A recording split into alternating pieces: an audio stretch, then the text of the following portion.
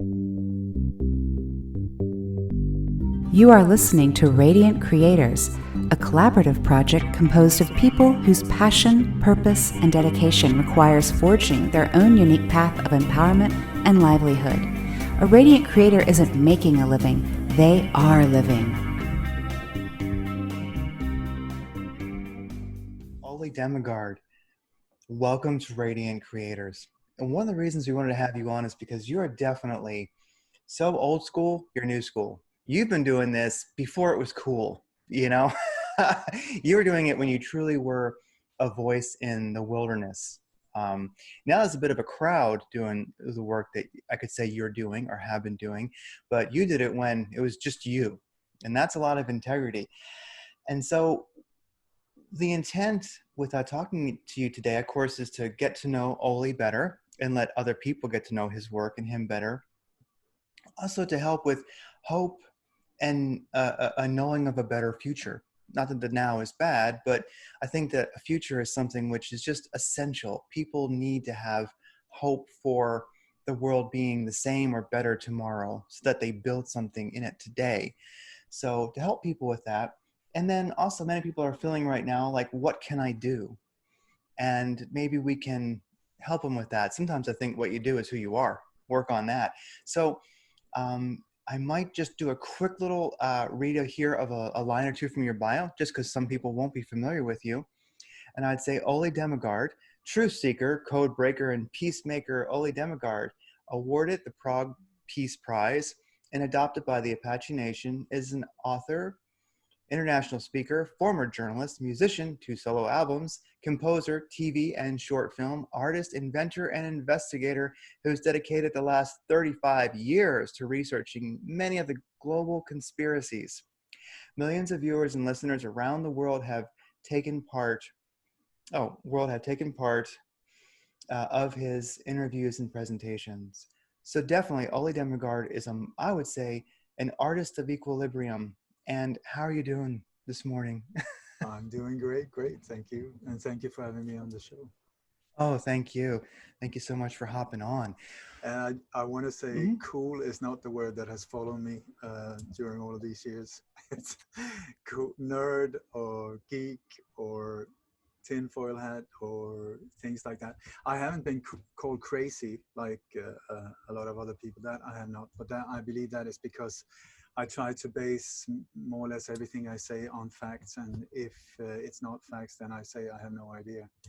So anyway, you want to go, Craig, for sure, and especially the thing about uplifting, like to empower people. That is the only thing that matters. It is the work I'm doing, or I've been devoted such a big part of my life to do, is to reveal that there's actually really nothing to be afraid of.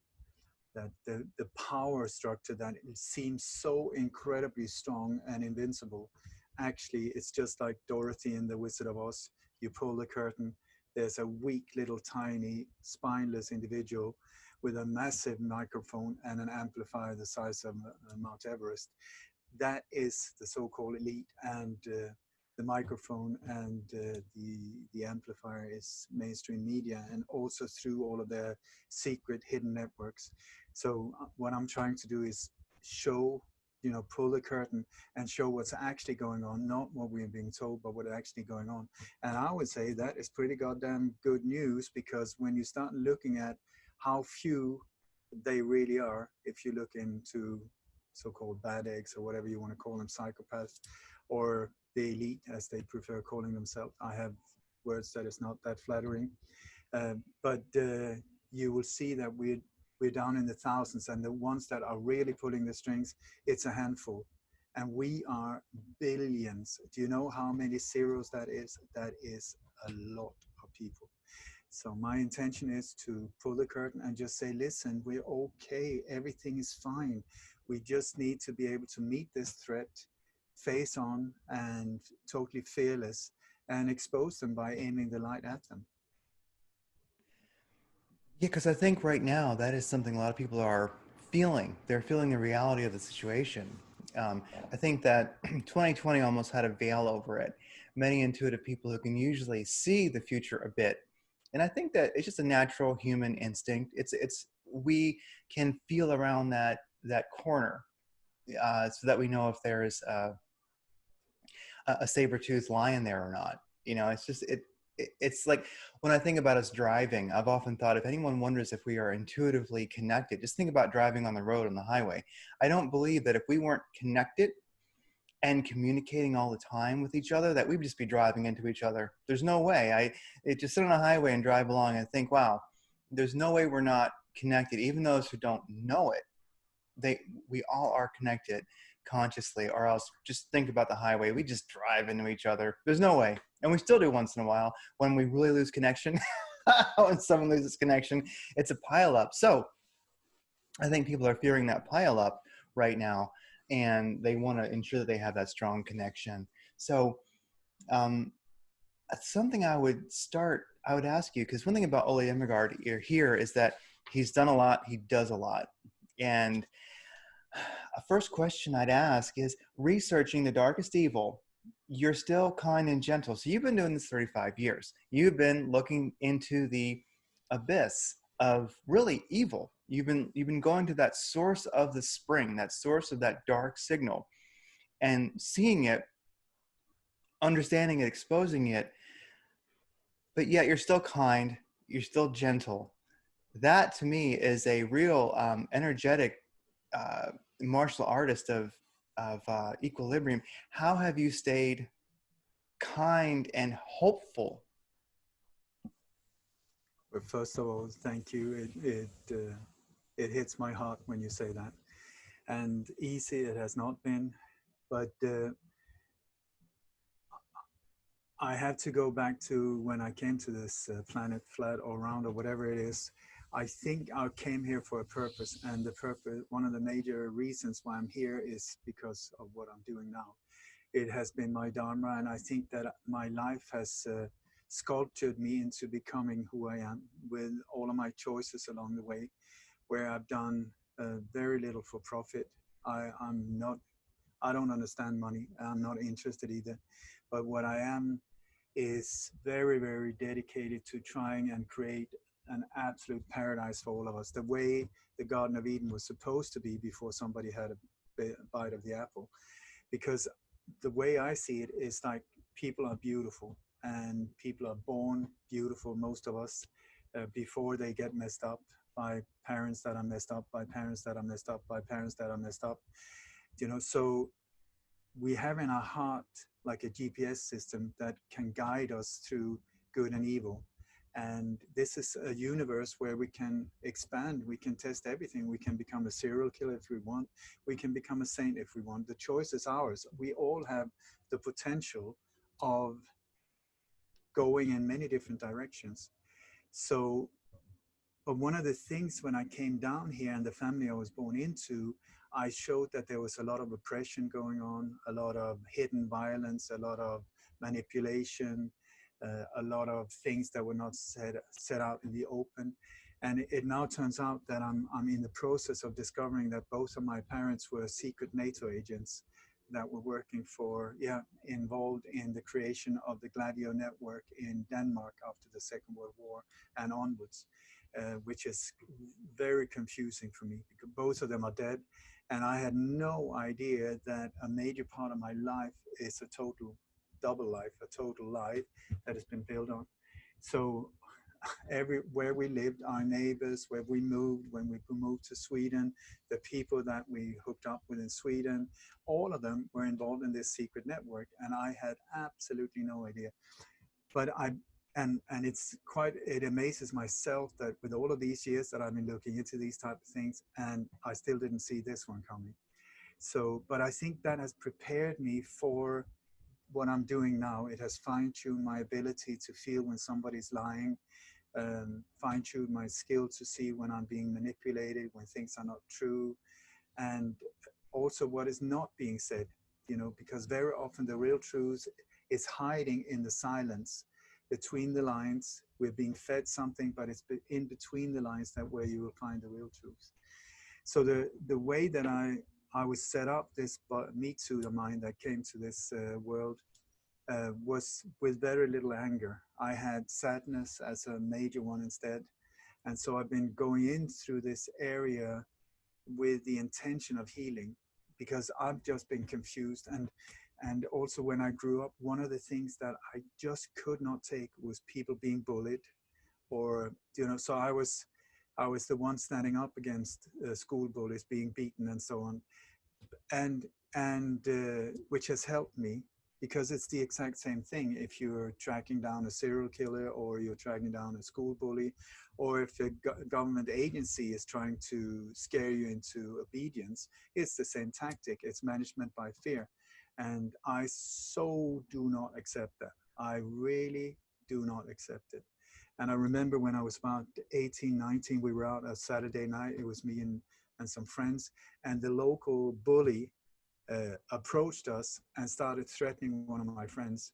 And I totally chickened out and backed off. Thank God nothing happened to him, but it was not because of me. On the contrary, I turned my back and left because of my own safety. And afterwards, I just felt this was so not on. I felt so ashamed. And I promised myself, I am never going to do this again. And I've tried to keep that promise. But now it's not a local bully.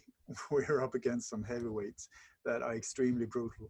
So, but what I've done over the years is I combined, it's like my bookshelf have been like either about the mass murderers or satanic rituals or spirituality and so on.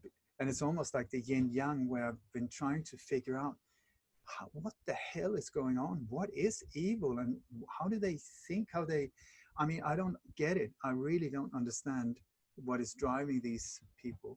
But what I've come to a point in my life is to understand that everybody believes that they're right. Most people believe what they're doing.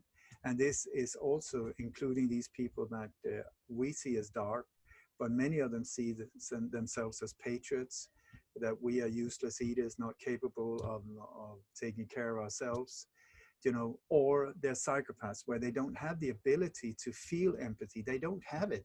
So you can't blame them either. But what you can do is look yourself in the mirror and say, how the hell did I get that asshole, let him get into that position without reacting? Here I am, just munching away on my pizza, swapping channels, and these guys are just moving forward, taking over, raping, killing people in the thousands, and I am indirectly in consent, by not doing anything. So I just felt absolutely not on.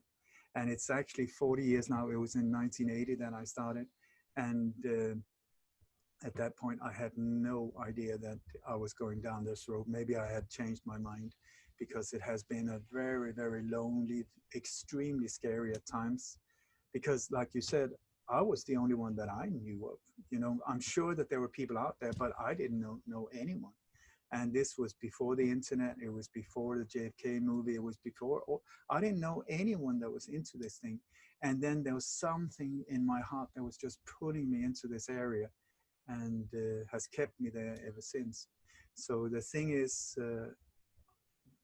one of the reasons why I try to stay peaceful is because also it poisons my mind. If I go into anger or hatred, or I want revenge or hang them high, this whole type of thing, it affects my inner state of mind. And so like for instance, the few times that I've been really heavily attacked, it has happened a few times, and by people that I thought were friends. This is the painful thing, but that's the way it goes. That's part of the game.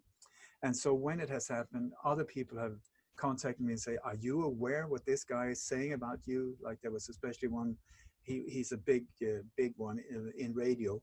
And suddenly, from being friends, he was suddenly attacking me really viciously, calling me all kinds of really ugly names, even though, as far as I knew, we were still friends. Nothing had happened. So I don't know what actually occurred there. But what I did was I asked my sweetheart, Kim, can you please have a look? Because I don't want to see it. I don't want to hear it.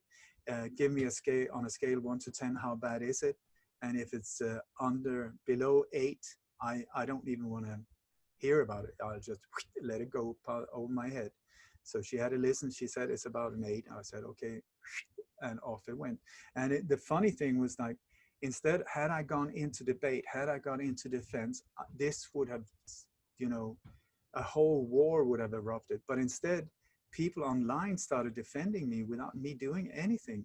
And so I thought that was really interesting. So often it's in the defense or the no fence that you have the real defense. You know, there's no fencing going on. And I stand totally without protection. My address is on my website. You know, do you want to know where I live? I'll tell you right away. And I don't use encryption. I speak freely, openly, everywhere, because that is my defense, to have no defense. I don't know if that makes sense, but it makes sense. What I'm saying is I refuse to live in fear. I've done that for years. I've been really sad and depressed for years as well, because when you get into this area, there's a lot of death and brutal, dark stuff and rituals. I mean, it's so awful. So it's very easy to go under. But I managed to surf the waves, and I don't know. When I look around the world, I feel quite unique, because not by me making a choice or doing it on purpose. I'm just me, and I don't see so many other who are sort of, until lately, who are combining the two areas of conspiracies and spirituality. And a friend of mine named what I'm doing to conspirituality, and I think that's an interesting word, because it's like a spiritual. The war is on a spiritual level, and we have to deal with it on all levels, including a street level. So it's like you have to combine the two to be able to deal with this whole thing. Otherwise, you miss the bigger picture. Because it seems that the situation we're in, we've always been in, but I think now we're getting this compression as we get, reality has changed a bit, I think, recently. Now, I mean, it's been changing over time, and sometimes when you're in the midst of something, you feel that it's bigger than it is. But it does feel like recently, with 2020 happening, that the past is over. It's almost like it fell away. People could see that 2020 was going to be eventful, but there was a bit of a veil. People who usually can see, whether they're numerologists, intuitives, astrologers, nobody really knew exactly what was going to happen. I would say that all the predictions were off or lacking. Oh, can you hear me? Yeah. Okay. Sorry about Yeah. So yeah, and so it seems that all the predictions were a bit lacking. Am I loud enough, or? It's fine. It was just somebody called me. I'm very sorry. Oh, it's fine. That's totally fine. We are loose here. We're not too grown up here, or we're just keep it fun.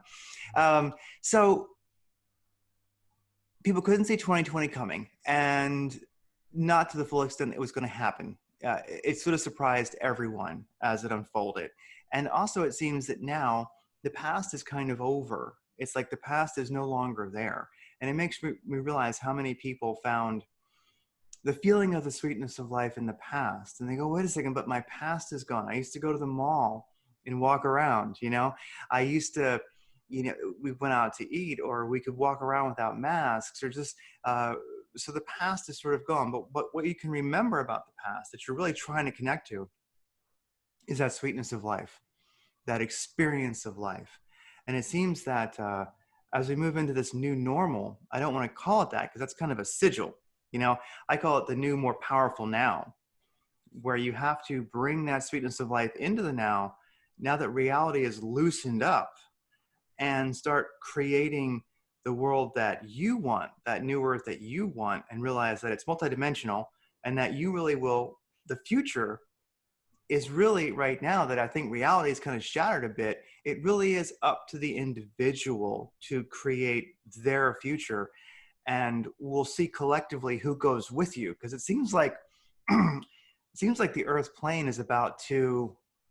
Seems like there's just too much duality on it right now, or too much static, and we're going to start to go into new Earths, like new evolutionary paths. Some are going to stay where it's kind of dark, and there's going to be all kinds of different spectrums that people move on to. I don't know. That's just kind of my rambling, but it seems like we're really at a moment where it's almost like the Big Bang. I don't really believe in the Big Bang theory, but it seems like the Earth is about to have a Big Bang and explode into different evolutionary paths as people and they can choose whatever train they want to be on. I find it really interesting what you said about the past just gone, because that is really what I feel as well. It was very, very strange coming up to the day of the so-called lockdown, which, by the way, is a prison term, has nothing to do with medical issues. Um, but it was like I saw so many people around us where we were just at the end of a chapter, you know, where we were just about to succeed and take a major step forward. And then boom, overnight, boom, new chapter. Everything that had been up to now seemed to like, well, it doesn't matter. Just like you said, it's like somebody burned the bridge behind us and the bridge was our past. And suddenly we're like, whoa, what's going on here? And so I find the year 2020, which means perfect vision as well, 2020, I think that is really interesting. And I felt this is going to be the year. Had I any idea that this was going to happen? Absolutely not. But so it's been like a very, very intense year for me personally. I've had a few near-death experiences. I feel that I experienced what real hell is. And then this whole lockdown of the world, which is in one way horrible and in another way absolutely amazing, because never ever have the world decided to join in on one umbrella and just say, nope, this is what we're going to do. We never ever have had this happen. Now, because it's called, we say the reason is a virus, which has absolutely nothing to do with why they carried this whole operation out. I mean, the real virus is a fear virus. The corona thing, come on, I'll kiss anyone that has it. You know, I would not be afraid whatsoever, not into gay. But then again, the virus is just a big, big operation. And I believe that I was actually part of stopping 50% of what had been planned, which was a 39 coordinated attack here in Europe, in the UK, France, Spain, Holland, Sweden. And I believe that the whole idea was that this should have been exploding in the whole world in mid-October, on October the 23rd and 24th. I can send you a link to one of the videos that where I describe this whole thing. And this caused, without me knowing it, because I think there was also angelic intervention, you know, I don't know how I stumbled across these leads that took me right into the center of this planned operation. And that was massive, massive, massive. The biggest I've ever come across. So I pumped out information. We had like 36 to 48 hours before it was going to go down. And thanks to people like yourself, brave radio hosts, and a lot of people sharing the information very quickly, within 24 hours, we had like more than a couple of 100,000 people aware of what was being planned, and thus helping to stop it. So this led to a series of crisis meetings in NATO, the headquarters in Brussels, where this whole thing was being planned. The military part of it goes hand in hand.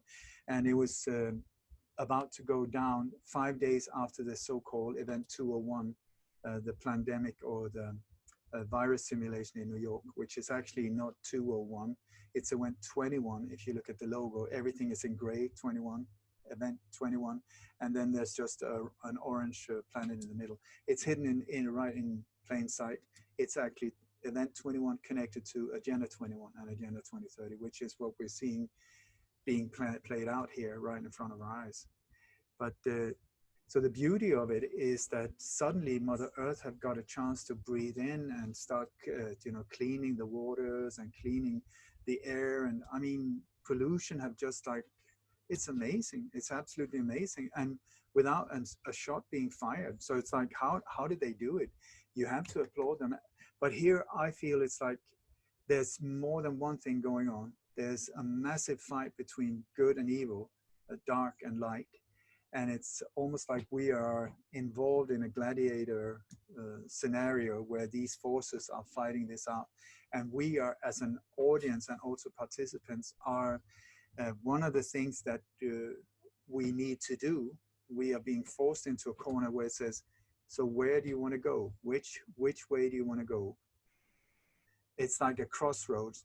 And I think there's like this filtration of people that either believe the official narrative, fear-based propaganda, or the free narrative of freedom, equality, balance, harmony, to transcend this whole thing. And unfortunately, this often ends up with splitting families and spouses and friends. And it is very, very sad to see.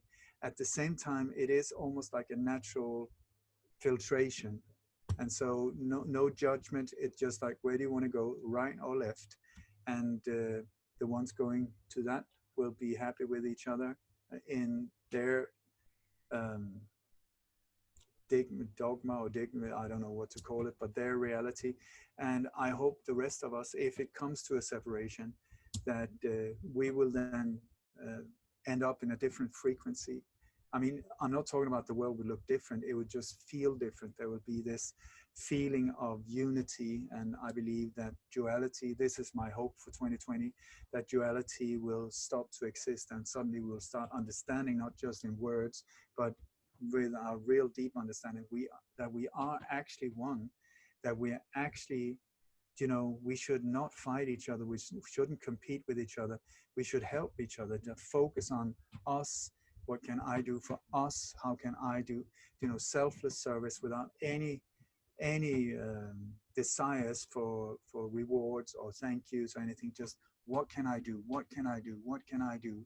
You know, and that is the way forward to lift and inspire a lot of people around us. And that what do I do? It really feels like in that you have your path of excitement. There's that great channeled entity, Bashar, that comes through Daryl Anka. And he talks about really one of the keys to our existence is following your excitement, what moves you. And I think, you know, part of that is we really need to have that meditative practice, whatever it is for the individual. Sometimes when we mention meditating, it sounds out of reach for some people. They go, oh, I can't do that, or I haven't started, or I'm not. There's a lot of reasons why they can't do it. But I think it comes down to that meditation is taking your dog for a walk. It is following your excitement. And I think so few people in our world right now are actually following that excitement. What is your soul, like as you say, you found your purpose. You felt like you were born with it, and then you tuned into it, and then you've just gotten more and more connected to your signal. And when we're connected to that inner authority, our own signal, our soul, why we're here, that it's almost like, I think, was it Goethe that said that, where, you know, boldness has a power to it, you know, and it's kind of like Joseph Campbell said, you know, with a hero's journey, doors open for you that were not there before, that would exist for no other. So all of a sudden, it's a hard path, but yet our excitement leads us to the experience and the sweetness of life. And I think that's a real key that I would love to help people with is finding that excitement, because you have to know yourself, and that takes some self-exploration, some meditation, some spiritual practice, whatever it might be. Your spiritual practice can be walking, whatever it happens to be for the individual. But from that point, you find your excitement, and then all of a sudden, life is the sweetness. It's the experience of life. It's powerful. And do you think that maybe that connection is something that people are lacking? That like maybe that's a real key to kind of getting, if we're going to have a fear train and a love train, and you want to be on the love train, the multidimensional love train, you want to say, okay, so we're going to break into different evolutionary paths here on Earth, whether there's 2 or a billion, you know, there's going to kind of be someone that fear train, someone that love train. And it seems that to get on that love train, what's missing to me is that sense of self. People, how do you get on that love train without being self-aware? And that gets into that. And well, what do you think of that? And I'll ask you something else.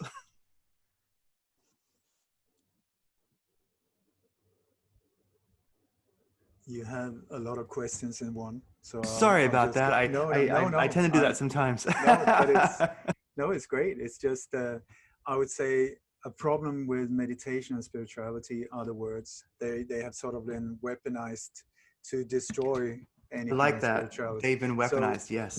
if you say that instead of meditation, if you say mental focus or mental cleansing, that oh, I can do that, you know, Tony Robbins, mental this and that, and empower your brain capacity. Okay, people are on. If you say meditation, oh my God, I don't want to hear about it. So it's like it's just a matter of, okay, in that case, I'll change the words. What about this? But it's key just to what you're saying, and I believe that you know, it's almost like we're in a matrix. I have a strong feeling that we're in some kind of like almost like virtual reality, and where our higher self is the one playing, and the one that you're talking to now is the avatar down on the street level. I feel that I'm sort of wobbling around down here trying to do my part the best. And but the communication and the setup of this whole thing, and I've written a book called Remind Me. It's a small little power book about the way I believe that this whole thing is set up, because we're dumped on this planet, and the whole idea is to figure out why are we here, because they did not give us the manual. Had we been given the manual, which I think Remind Me is part of at least, it would have been game over within 48 hours, because we would have sussed it out all the time. But the thing, the road or the track or whatever that is your life path is what gives you goosebumps. I say, you know, the thing that gives you goosebumps is the one saying, come over here, follow me, follow me, follow me. And your higher self or your player, the only way that your higher self can communicate to you is through feelings. Because if it was through words, it can come through intuition and so on as well, but it's through feelings. So it's only through feelings that your higher self can communicate. Your higher self is more like the observer of the whole thing, and then trying, because your higher self wants your ultimate, the best, you know. So this is where, if we get into aggression or depression or anger or hatred, we're off track. That the feeling is saying you're off track. When you're empowered, when you're passionate, when you're compassionate, when you're, you know, full of life, that is the signs of you're on track. Because your straight track or path through life goes like this. People think it's a straight line. I don't know. I can only say my line has been everything except straight, and I try to follow my goosebumps all the way. That is also, when you look at my bio, it sounds like I'm all over the place, but I'm not. I don't feel that I ever been all over the place. I just followed it, and it has taken me into different areas where expression is the key. And if it's through music or color or writing, it's the same for me. It doesn't really change it. It's a matter of flow and balance and melody and coloring and so on. So if it's colors through descriptions in words or in different chord progressions, or colors on a canvas, it's the same. It's expression. And so the idea, I believe, is to listen to your heart, disconnect your brain as much as possible. This is also what meditation does. Stop letting this mess your life up, because we've given it way too much power. This is just a machine that is there to generate thoughts, and it will generate thoughts whether you want it or not. And it's just like in Raj Yoga. I'm an international Raj Yoga teacher also, which is the science of the mind. It has nothing to do with Hatha Yoga, which is physical yoga, but it's the science of the mind. It's a philosophy that is like 5,000 years old, where people have been sitting in caves their whole life trying to figure out what the hell is going on up here. So it's almost like a manual. And through Raj Yoga, the Raj Yoga philosophy, it will show you a way of how to deal with whatever the problem is. This is also something that has been a major shift in my life, to find out that there was actually something that it had a name, that this road that I was trying to follow, which was very narrow and very difficult, I had no idea that it had a name until some 15 years ago, when I fell across this Raja Yoga and an incredible teacher called Melanie Cheller. Absolutely mind-blowing. And that has helped me also to keep the balance in these very dark waters. And Raj Yoga, if we could go into that a little bit deeper, just what is that framework, or could we just know a little bit more about Raj Yoga, like a slight intro, because it's definitely helped you on your path. And so I think that understanding a little bit of the structure of that would definitely be useful. Okay, so Raj Yoga, I believe, they call it the king of yoga as well. That is the whole reason for yoga. Yoga means union as far, and guru means um, oh my God, my head is tired today. The taking away darkness. That is it. The guru is just showing how to get rid of the darkness. He's just a guide there for you. It's not like you should go into in front of him like he was some kind of angel or God. Absolutely not. He's a guy there for you to, or she, for you to use as a crutch. And then once you learn the tools of the trade and you start understanding what's going on, you can drop the crutch and go on your own path. So Raj Yoga is like a 5,000 year Indian philosophy. It's not a religion. And it has come from, it's been given from generation to generation to generation verbally. So what has been going on over these years is also that people have started writing down what these old masters were saying. And this has come up as what is called sutras, which is like a thread. And then, so you have, for instance, there's one book I can recommend called the Sutras of Patanjali. And that is like sutras, like threads. And these are like verses almost. Like the language is pretty strange. So I would suggest there's one book called the Sutras of Patanjali by Sri Swami Satchidananda. Sri Swami Satchidananda. He's very down to earth, or was, and really funny as well. So it makes it easier. But with these threads, you start putting together making a cloth of all of these threads, where you can, in the end, you can start to well, it's almost like a flying carpet in the end, because once you free your mind, the rest will follow. So that is an incredible job. Then you have Hatha Yoga and other types of yoga, where Hatha Yoga is the physical yoga, and that is there to a large extent to cleanse your body and to make it flexible, and also so that it can sit still for a long time in meditation. Because meditation, or whatever you want to call it, if you react against that name, but meditation is sort of a purifying process of getting crap out between your ears. I love the word brainwashing, because if you turn it around, MK Ultra and these type of operation, that has nothing to do with brainwashing. It's brain, like stuffing with crap. But brainwashing is something totally different, which is like you rinse. The way I see it is like I rinse my brain in cold, fresh water and just get the crap out.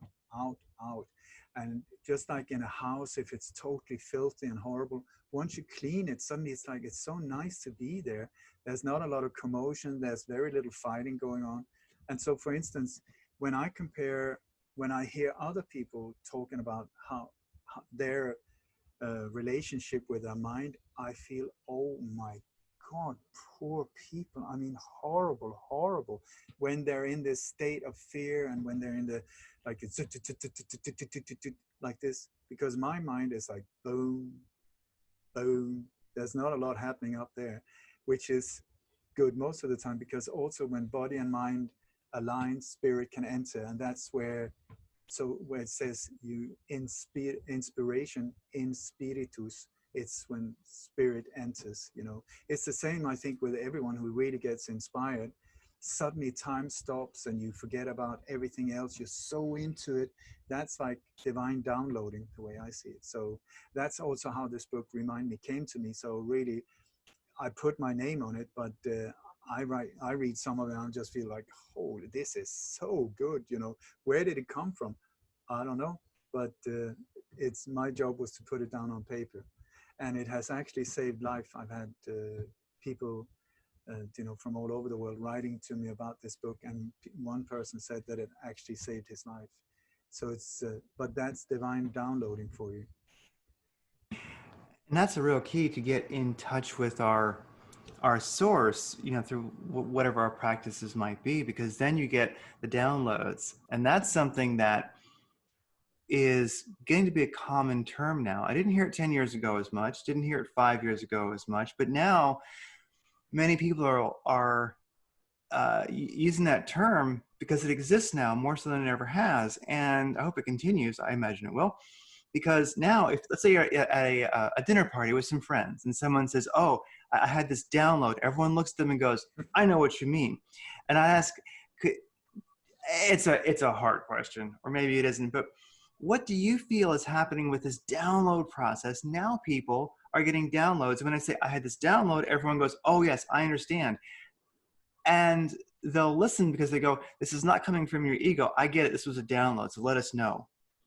Where's that? What is this process, and why is it increasing?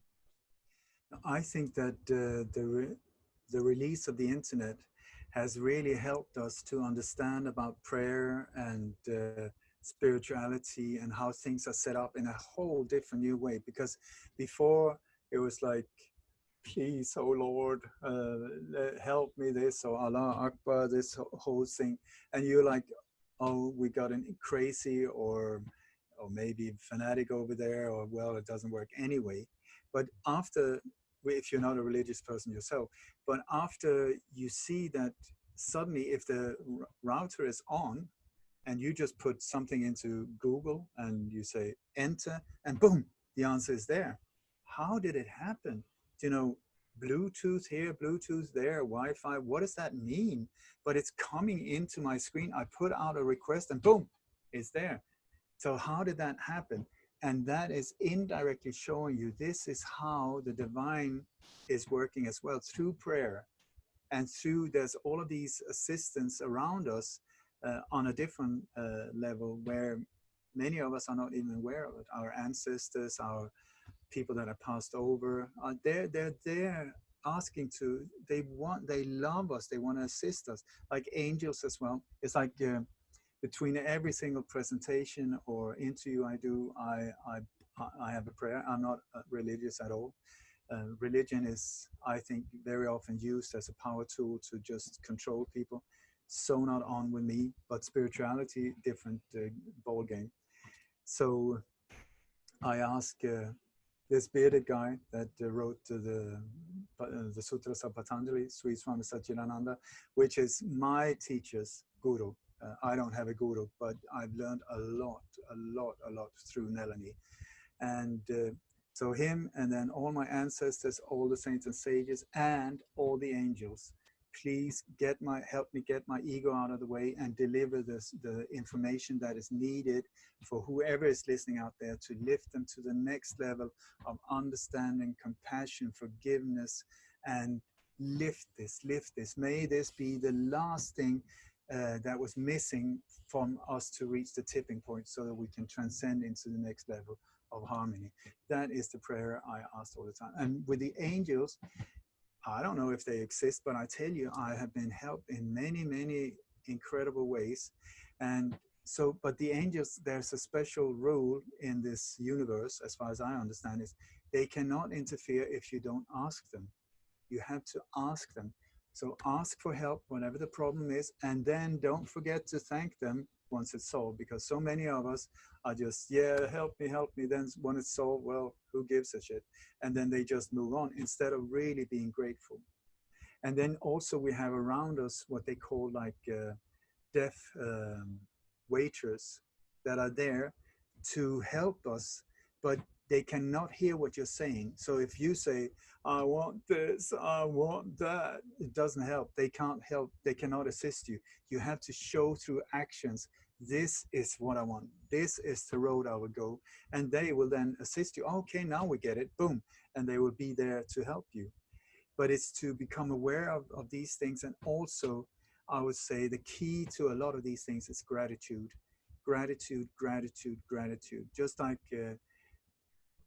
let's say that God exists as a person and we are sort of like children. That's the way we're being described. And the divine is giving us stuff and we're like, oh, who cares, and just throw it away, or stomp on it or whatever. Is it likely that we will be given another gift? I don't think so. After a while, that spoiled brat can deal with himself, you know. But if we really appreciate it every single time it happens, and divine synchronicity is one of these things that is just absolutely mind blowing. The gifts that come through these divine synchronicities that I absolutely love.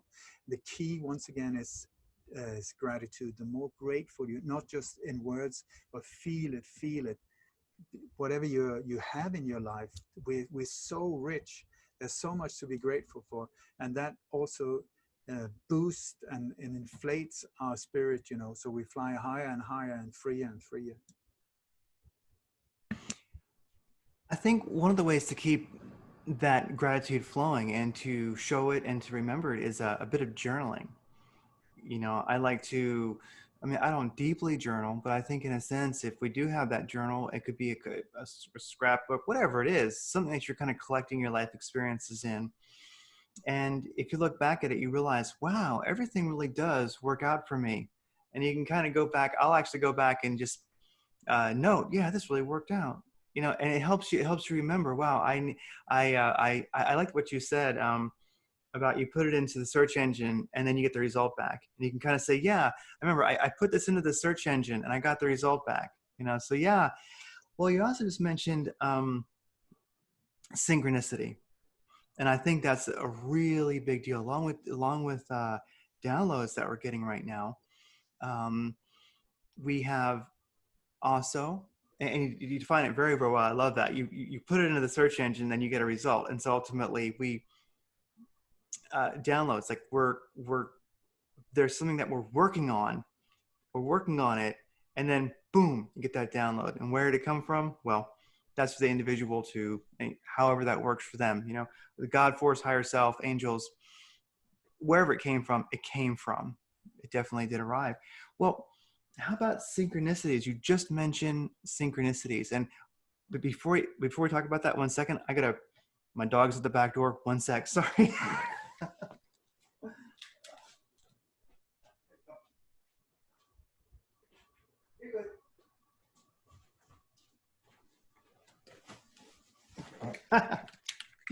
Sorry about that.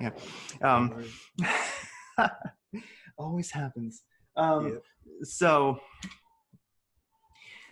we have synchronicity, and you mentioned how you love the divine synchronicities, and possibly could you define your vision of those, how those arrive, and then also what have you seen recently?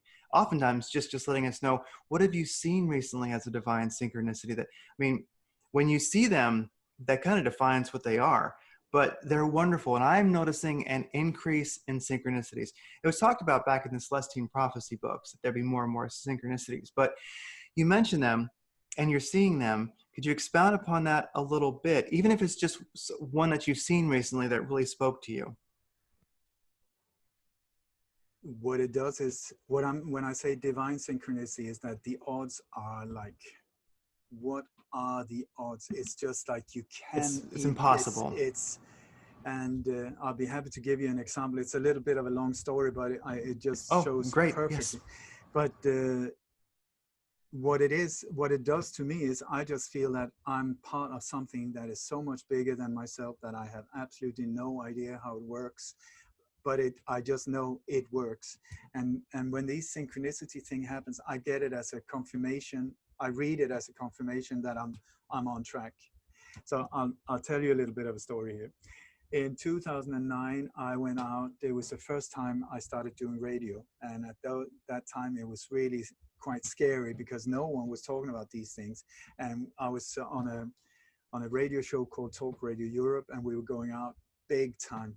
For 10 weeks I was there, and we reached, in the end, 65 countries, which was, at that time, there was only 2 radio stations in the whole of Europe even speaking about this. And I was naming names, and, you know, anything from Bilderberg to chemtrails to JFK, you name it, we were going for it. Anyway, so I did this show about chemtrails, and at that time I didn't know anyone who knew or didn't even see them. So this is the thing, when I started to be able to even show that, you know, like, here comes the first one. We did that on live radio. Within 12 minutes, you will see the next one. It will come on the inside of this one, and 12 minutes later, it will come on the inside, and 12 minutes later. So in live version, we had people calling in and say, I can see the plane now. I can see the plane now. Like, you know, like, so it was not, it was like I had a crystal ball, but I did not. It was just that I know how these operations are carried out. Anyway, so after one of these shows about chemtrails, I was called by an elderly man in Marbella, which is a city here on the coast of Spain. And he said, are you seriously telling me that somebody is dropping chemicals on top of us with unidentified silver-colored planes? And I said, no one would be happier than I if I were wrong. But unfortunately, I believe that this is what's going on. He said, I cannot believe that. So anyway, he said, I've got a friend who's a commercial pilot. I'm going to call him. So he called his friend, called me back some 15 minutes later and said, listen, my friend said, that is absolute BS. It is impossible logistically as well. You cannot do it. So, and I said, well, I'm so happy to hear that. Let's hope that he's right, because I just know what I know, and that is an ugly picture. That was in 2009. Then in 2013, we were in a really difficult situation financially, and our car had broken down, and I was on my knees in tears almost. I just felt, I can't take it anymore, because I've been doing this for free, you know, for 30 odd years before we even had put a donation button up, you know. So it's the price is high when you have a family to feed that is not agreeing with you always about what you're doing, also putting the family at risk, the children, not very popular. Anyway, so I was really at a low point. And then I got an email from somebody in Thailand, and his name was Willem. Actually, it said the sender was Willem Laptop. And I was like, that is a weird name, but you know, Dutch people, who knows? So anyway, so he wrote me an email. He's saying that he was being treated for a very serious disease in Thailand. He was also at a meditation retreat to try to recover his body and so on. And he said that even though he might die, one of the things that he wanted was to go out and arrange some kind of conference where speakers that he really respected and liked, that they could join and then get information out there. He said, so what he had done, what he had just gone out on YouTube and started looking around, and then he came across my name. And then he said, there was something that just clicked, you know. He said, there was something in your words or your voice, something that just made him want to reach out. So he reached out to me and some other international speakers as well. I was the only one that returned his email. So I answered him right away and said, yes, for sure, if I can help in any way or form. Once again, selfless service. I was not, you know. And so he said, that's wonderful. And I put him in touch with the people that arranged Open Mind Conference in Denmark, who wants to do like a franchise so that every country in the world can have Open Mind Conferences. So I put him in contact, and boom, within a month, no, 2 months, the first Open Mind Conference in the Netherlands started, where I was one of the speakers, and the person who arranged the whole thing was Willem. But anyway, he was also extremely kind. He did a donation of 300 euros. At that time, I mean, I heard like angels playing in the background. It was just, we were so grateful, also because it gave hope. Hope is so important when you're in dark spaces. Anyway, so I went to Holland. We did the conference. First time I saw him, I loved the guy. He was my brother. It was just like, I just absolutely loved him. And then after the conference, I said, but if you ever have a chance, we live in the south of Spain, come down and visit us, which he did. And he stayed for a couple of months. And no, it was wonderful, wonderful. Anyway, so, and he's a whistleblower as well. Very, very brave individual. Willem Felderhof is his name. So one night we were sitting out on the terrace, just speaking about, you know, getting to know each other, because I loved him, but I didn't know anything about him. And so I said, but he's been really into geoengineering. And so I asked him, what got you going? And then he said, well, you know, one time I got a phone call from a friend in Spain asking me about chemtrails, if they were real or not. And he said, up until that point, I hadn't noticed them at all. And that made me look up and see that's strange. And that started his whole and I said, do you know who made the phone call? And it was also like, so is that, what are the chances, like 4 years in between, 3 different countries involved, phone calls here and there, and all of this, his also awakening that has affected so many people came through that one phone call. Absolutely mind-blowing. And also the son of the man that made the phone call to him from Marbella, it was in his apartment. We had stayed in Amsterdam when we were doing so I met the son without even knowing it, that it was him. It's like, that is what I say. What are the chances? That is beyond possible. And us not even knowing it. We had no idea until we sat there with a cold beer and just like, so how did you get started? I almost fell off the chair. And this is just one of many of these. It's just like, oh my, I love them because it's just so divine. Divine's the right word. And I think when you're following your goosebumps, I love that, follow your excitement, follow your goosebumps, then downloads happen, but also the synchronicities become natural. Now, I always have the greatest appreciation when I hear of them and when I experience them. So that's a great place for appreciation, because they are truly a divine gift. They're amazing. And it seems like we begin to expect the impossible. And now that gives one, when we talk about having hope for the future, because we're in a bit of a crazy time at the moment, it does seem that the technocrats and the globalists are really making a big push right now. They're serious. They're everyone's talking about the second wave. I'm not even sure if the first one's ended. They haven't let up. And I think sometimes people are a little off. They're thinking, oh, the second wave. I'm like, I think they haven't. The attack is still full on as far as I can tell since it started.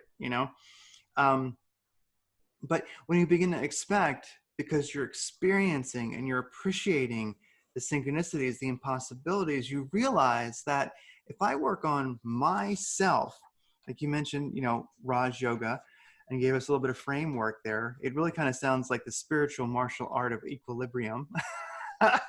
And you go, wow, I know everything will work out for me because I've been living these synchronicities and having these downloads and these insights. And you go, well, I just need to work on being in alignment with that, because that's where the magic is. And if the impossible is my natural state now, then what am I worried about?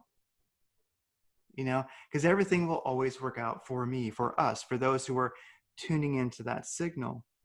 And the real question is how do we help others do it? Because once you are attached to that, you've got hope and certainty, but you would like others to have it too, because you see that they do not.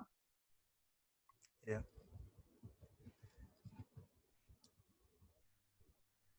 And the Wizard of Oz is a fantastic. The Wizard of Oz? Yeah, The Wizard of Oz. I think it's amazing.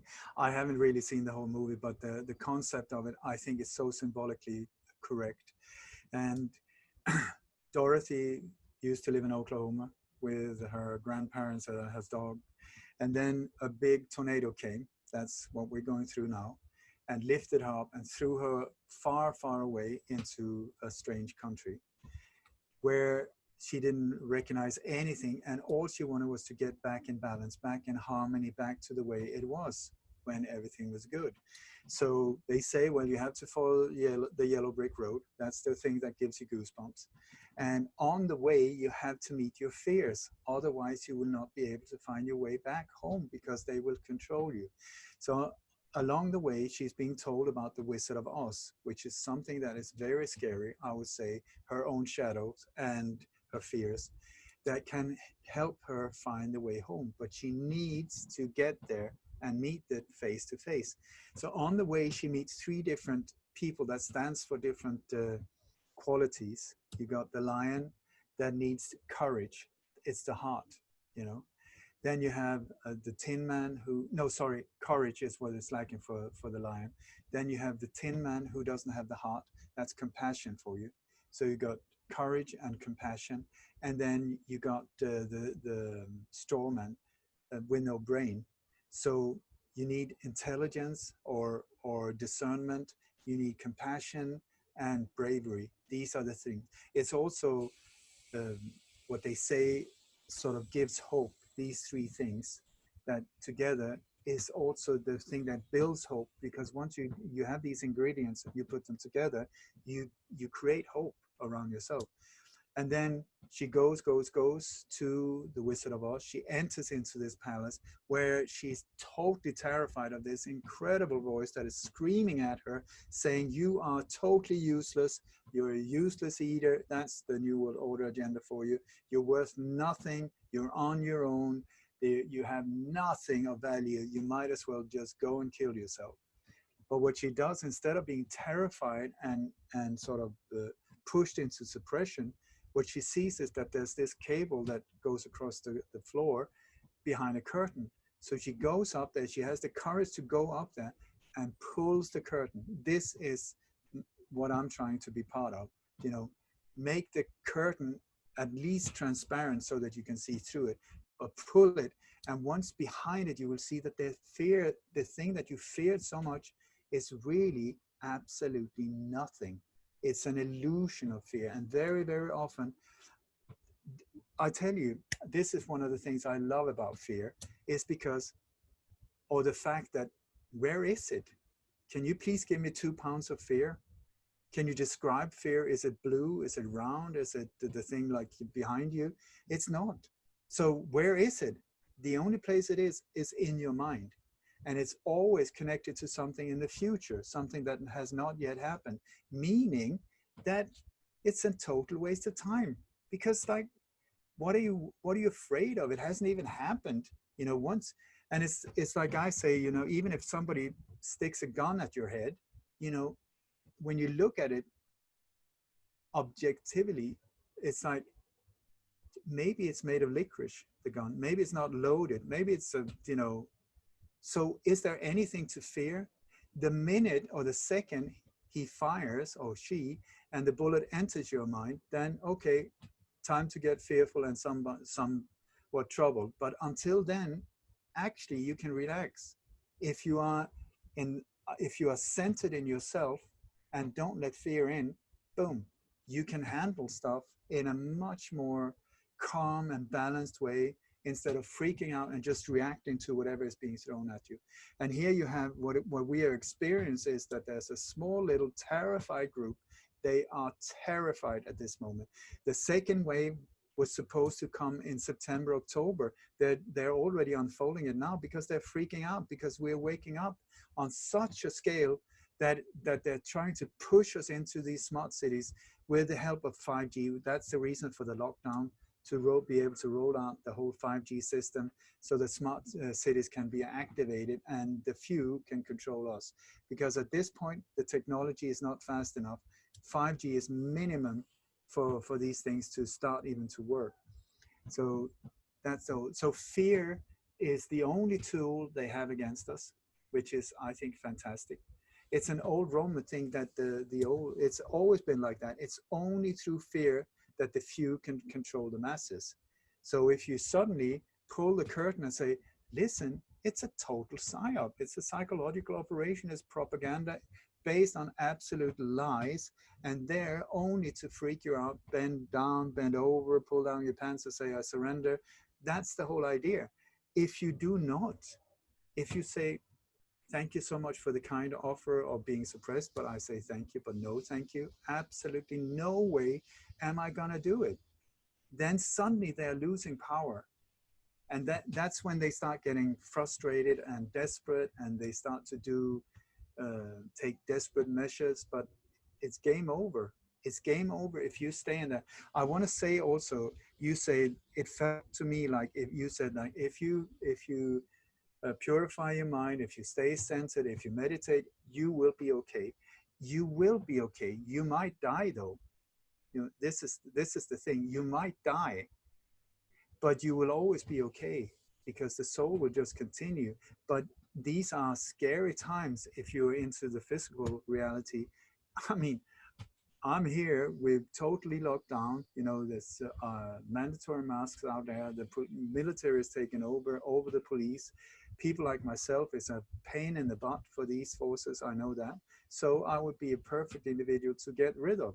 So I'm in a situation where at any time, the door could be kicked in. But do I look worried? I hope not, because I'm not.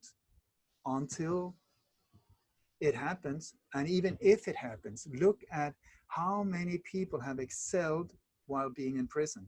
You got Gandhi, you got Nelson Mandela, you got many other people. Had it not been for the jail time, or the prison time, they would have not been able to evolve as such incredible spirits. So who knows if it's for the good as well? Who knows what is good, what is bad? You have no idea. And one thing I think is fantastic is like shows like this, when we speak so much about spiritual things, a year ago or 2 years, they did not exist. And now so many people are having me on their shows to talk about these things instead of, yes, and then the shot came from here and the bomb exploded there. And, and this has been my intention for such a long time. To now we identify the monster, the face of the monster, we pull the curtain, now take the power back. Take the power back. And that's where the spiritual thing comes in, where there's nothing to be afraid of. Just because they say, woff, woff, woff, woff, what does that mean?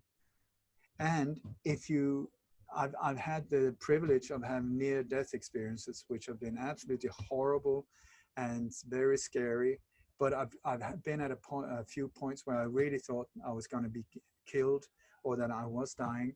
And this just gave me an understanding, or it made me come to a point where I felt, I am very proud of what I've done with my life. I feel so grateful. I feel imbalanced. If this is the last day I live, I will leave this place with absolute gratitude and awe of this incredible whatever it is. And I hope that should I be killed by someone, that I will be able to leave without hatred or anger towards that person, because that person will be believing in what they're doing. They will have been informed, this is the enemy, take him out, he's doing evil stuff. That's the way the dark sides, I've spoken to some of them and asked them, how do you see individuals like myself? And they say, high-ranking officer in the enemy army, nothing personal, we will take you out. So, so for my own sake, not as play some kind of saint role, but for my own sake, I hope that I will be able to focus on a higher side of things when I leave this body. Because according to Raj Yoga, as far as I know, when in the moment of death, what you do is it's almost like you get yourself into an elevator, and whatever thoughts and your emotional state at that time is like pressing the button, going up, going down, going left, going right. It's up to you. It's where you focus. And that's also when Gandhi was shot, what he repeated was, my God, God, God, and then he died. He pressed the right button and woof, off he went. And if you're freaking out, if you're full of hatred, when you stop breathing and that's game over, you will go to a darker place that is not so nice to, and confusing for a while, until your spirit starts being able to orientate itself and then get out of it.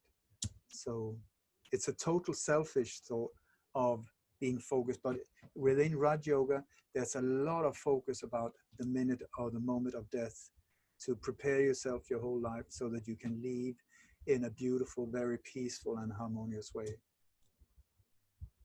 And then as you do that now, as you're in that place now, of course, you're creating that life for you now, the beautiful and harmonious life full of downloads and synchronicities and goosebumps, So it's great that when when the body goes, that you are released and you can just zoom into that reality. But it's awesome right here too now. I mean, one thing I like about having a practice like you mentioned, Raj Yoga, or whatever practice an individual has, is when you do that practice, it helps show you where you are, and somehow it kind of creates this way that you can measure and you can keep getting better.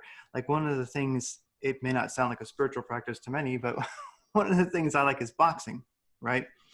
Bit masochistic, I know, but most of the time, I like it too. Yeah, most of the time you're just punching the bag, you're doing this, you're working out.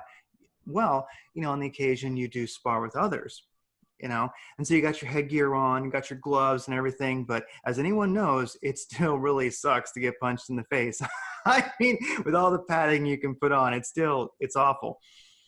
It shows you where you're at. You might think, yeah, I'm really good at this, I've got it down. Then you get punched in the face and you're on and you realize, like, I got to get better, so I don't want it to happen again. So it's whatever practices we have, and I think most people have a few.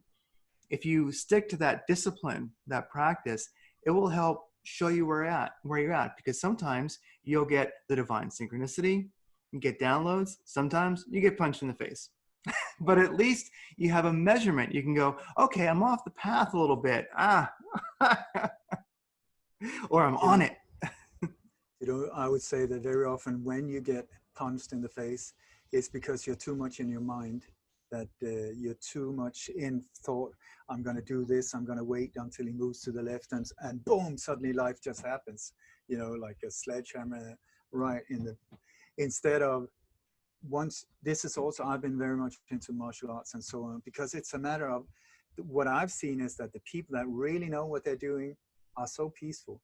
I mean, they can kill you with the pinkies, like they can do whatever, and they're never going to use it because they are so centered in themselves that they don't need it. But if you're freaking out, and if you're scared and you go into fear mode when you're being attacked, you will be stiff, you will be it will be rigid, it will be hard for you to move fast enough.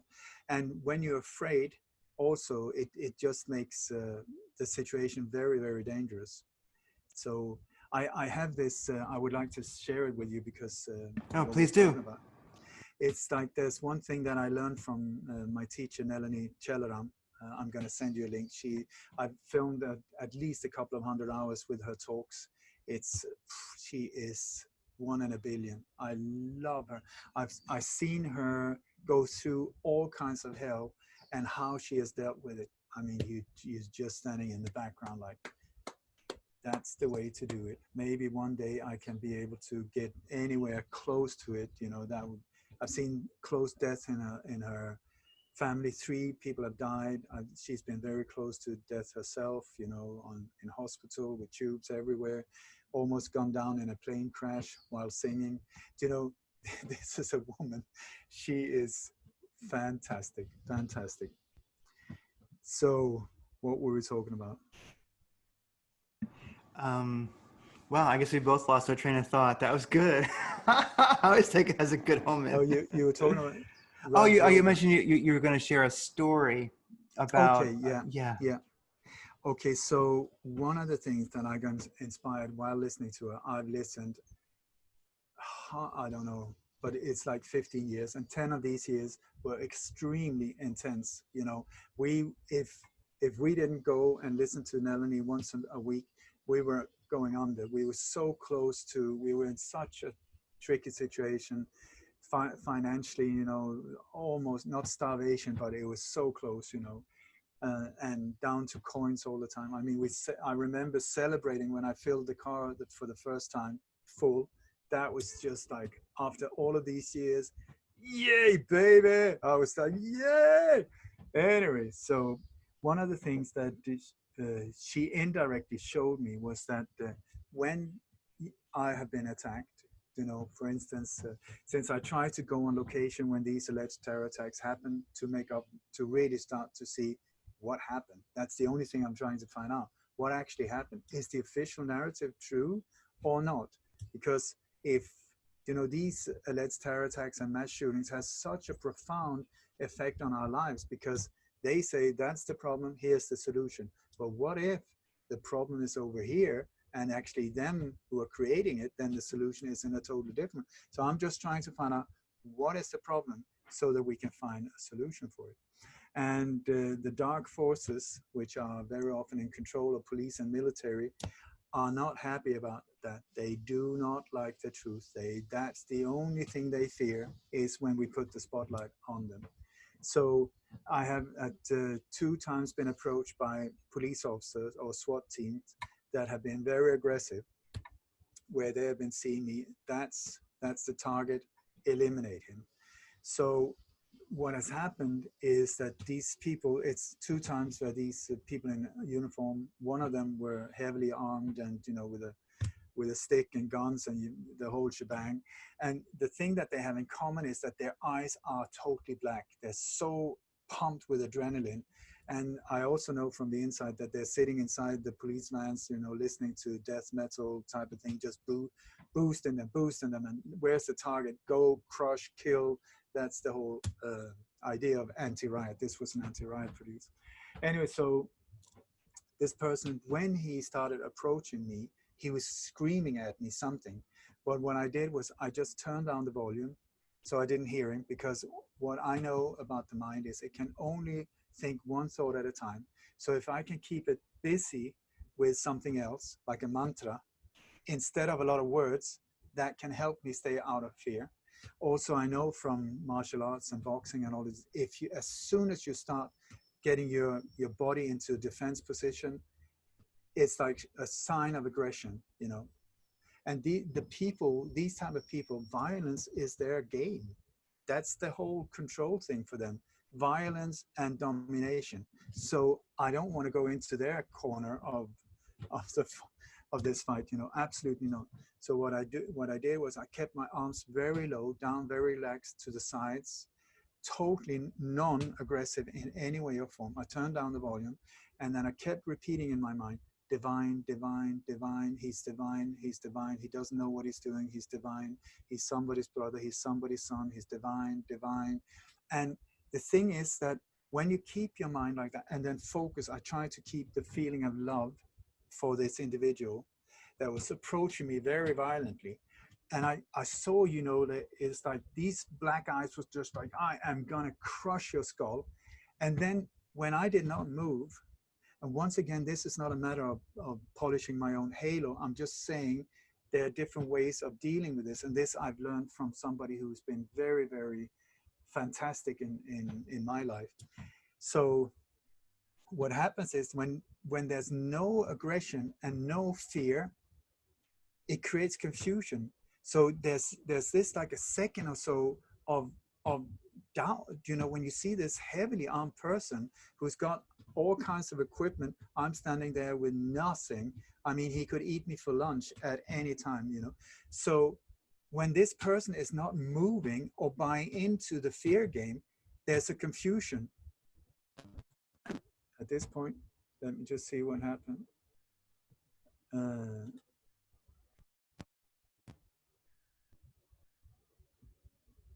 Boom.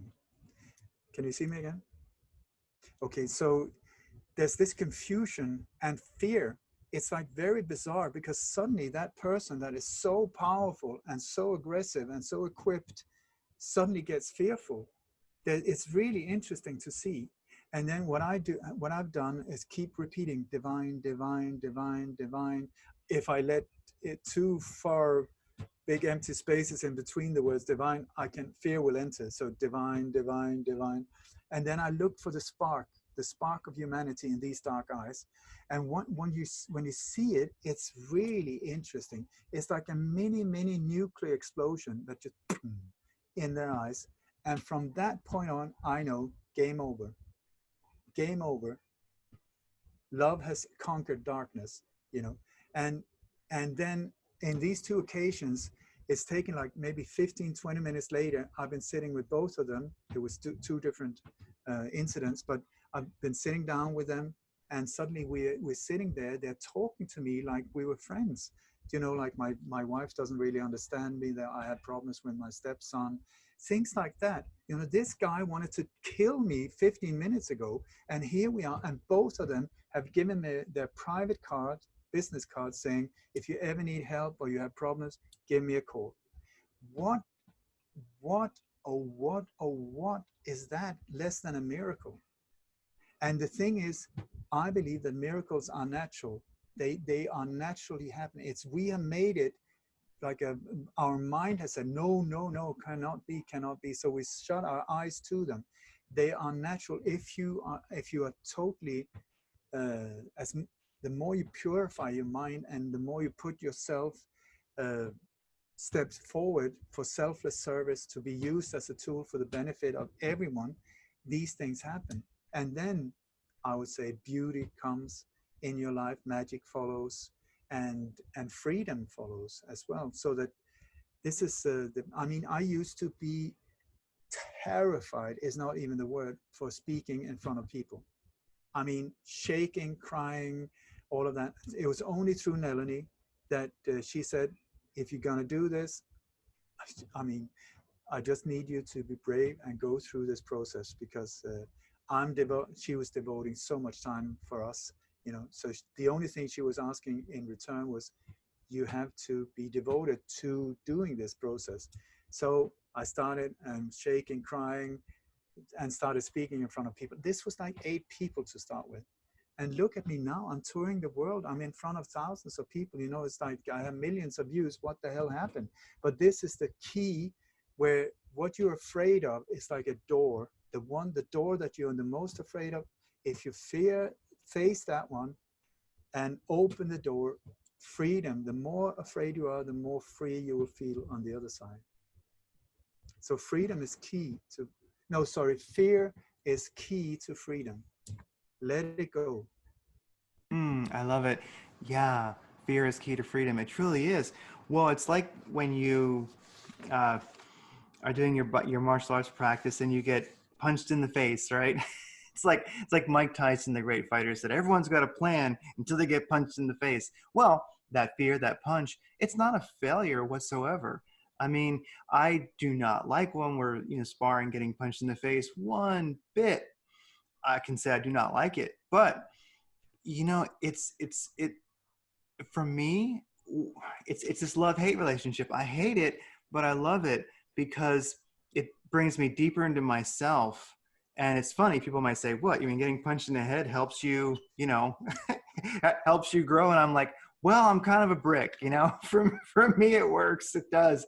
And it really, the couple good knocks in the head can really help me grow, help me transcend that fear, and help me realize, well, I can feel where I am not connected to my source, my center. I can feel it, because you think, having that practice and having that bravery and facing those fears, it definitely does. It's a measurement, and it humbles you, because I really can't imagine anyone who's on the path, who's working on being connected to their signal, their source, their purpose, following those goosebumps, who can be anything but humble. I really think it's hard to have any other feeling. No, and it's a purification process as well. It's like in Raj Yoga, they're talking about burning tapas. Tapas are these impurities. And it's just like gold. When you purify gold, you put it through intense heat. And it's the same here. A lot of the Raj Yoga thing is about how to deal with your issues without hitting back. Because the impulse is, if you are being criticized or whatever, it's like, who the hell are you to say that to me? And you go into like, and that is not the way forward. Well, I mean, maybe it is sometimes, but most of the time it's a matter of take it. And I'm not talking about being a wimp. I'm saying, just like you with boxing, take the punch, boom, and make it purify you, so that the next time, because the way I see it, there are very few, if any, failures. It's just one way of finding out that you need to become better at this, or it's indirectly helping you, saying, listen, maybe this is not the best for you at this point. You need to develop yourself more in this area, and then this can happen. Because just like you said, the thing with journal, I wish I wrote the journal more than, but I don't. My sweetheart Kim does all the time. And it's through these journals that you can see that you send out the wish there, or the intention, but maybe it doesn't happen until 23 years later. You want instant gratification. I want it now, and I want it all, by the way. It doesn't work like that, really. And if it did, you would be bored to tears. So, and that is where the blessings of traumas comes in. I've been blessed with a lot of traumas, which has, when they happen, I mean, awful, awful, awful. I don't wish them for my worst enemy. At the same time, if you can get out of victimhood after a while, and you start healing your wounds, and then you can start turning around, so that you can get a much better compassion and understanding for people that are going through very horrible things similar to what you did. So it gives you this understanding that you would never have had it not been for this alleged victim or this alleged trauma. So, and I tell you, a lot of people is like, I feel, stop whining. Really, I used to be a master victim. I used to be somebody collecting good stories, or where I was the victim all the time, and I was in a family where I could be a victim, and but it depowers you. It takes the power away from you when you're in victim mode. But if you turn it around and see it as a spice instead, holy crap, that was awful. Just like you being punched right on the nose, that is not pleasant. But it's sort of like, wow, you become very much aware of the here and now in these situations, because if not, well, there's still 2 minutes left, and Mike Tyson is not waiting for you to recover. So it's like there's blessings everywhere. There definitely are. And then it's not to be masochistic, but you get more excited about, well, maybe your fears, or facing your fears, or the path, the path of Goosebumps, because you mentioned Mike Tyson. And I started thinking, even though I would instantly lose, if I had a chance to get in the ring with him, wouldn't it be cool to be knocked out by Mike Tyson? I would learn a lot about myself. I would. I can't even imagine the power of his blows. I mean, I cannot even, I don't think I wouldn't even be able to fantasize the impact of one of his blows.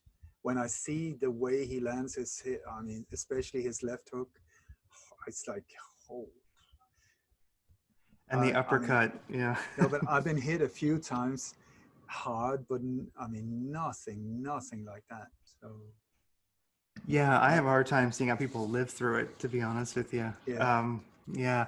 Well, let's see. You mentioned that the work that you've done has helped disempower some of the current second wave, and of course the first wave. And like you were saying, they're not waiting for the second wave. They're just, it's already here. And that's just what I'm feeling, is that they don't have time to wait, because the scam is losing momentum. And I really think that you can call them the technocrats, the globalists. I like just using the word empire. Neil Kramer, a great modern day philosopher, he just kind of put it all in one bucket and called it empire. And I think that works very well. Mm. And so empire, I think they really, this has been something in the works for a long time. It didn't just happen. And I really feel like they played a really heavy hand. And right now we're at this poker game, and people are like, they're all in. And I think that they're really afraid to fold. They can't. They have all their chips in. And how does that seem? Because I do believe that you help delay it. And it's funny. I really feel like, even though the technocrats, the globalists, we can call it empire, it can seem insurmountable. It can seem like, what can we do? But at the same time, I think if one is aware and they look around, you realize, man, they got all their chips in the game. All they can do now is either win their hand or fold. I don't think there's an act two if they lose this one. How does that work with what you've been studying and you've been seeing? I totally agree with you. I think they're shitting themselves big time. And it's the empire is a very good expression. I think I use it as well. I call them the dark empire. And the dark empire consists of power networks or hidden networks. They have the power in the occult that is not visible. And this has been working fine for them for several hundred years, where they've been working harder and harder to concentrate the power to fewer and fewer.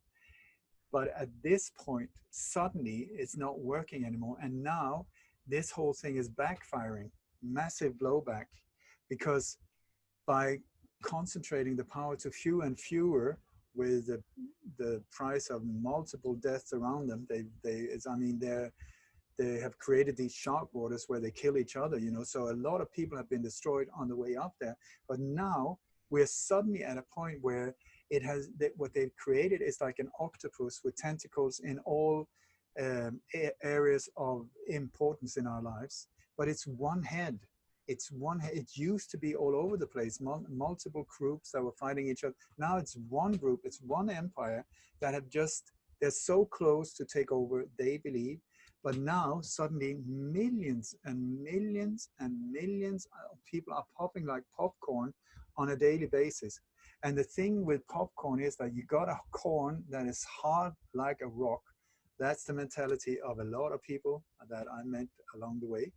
You put some heat under their butt and suddenly, boom, it explodes. And once it's exploded, once it's out there, you can't push it back into, it won't fit into the shell of this little corn before. So it's the same thing that is happening. That it's beyond, you're beyond, it's beyond rescue. You're on the other side. You can't go back to become so-called asleep again. You can't.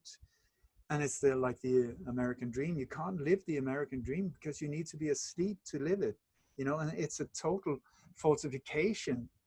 It's so not true. The country of the brave and what is it, the free and brave. You're not free and you're certainly not brave either. I mean, the US military has been the terror tool of the world for a long, long time. The military center of the world is in Washington, D.C. That's it, boom. The finance, the old city of London, the religious center, the Vatican, and then you have the exchange between these three power centers. But anyway, so I don't know what I said, but I meant it. No, you definitely did. Well, you're saying how, yeah,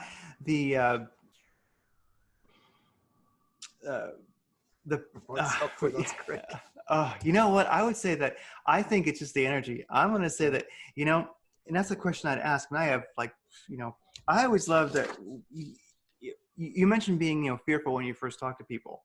And I found that when I first started doing interviews, we've been doing this Radiant Creators project, or Radiant Creators Download. This thing has been happening. You know, the desire is to talk to inspiring people to inspire others. And right now I've kind of recently had a theme about helping people have hope and how to, you know, what can we do in this moment? And so you're definitely someone we wanted to talk to.